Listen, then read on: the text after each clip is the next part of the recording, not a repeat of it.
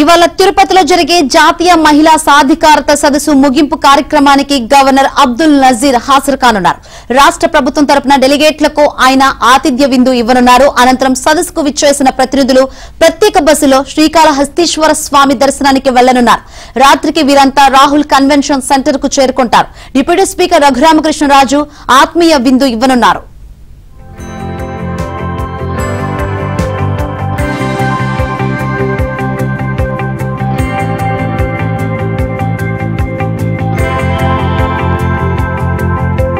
శ్రీకాళహస్తీశ్వర స్వామి దర్శనానికి వెళ్లనున్నారు.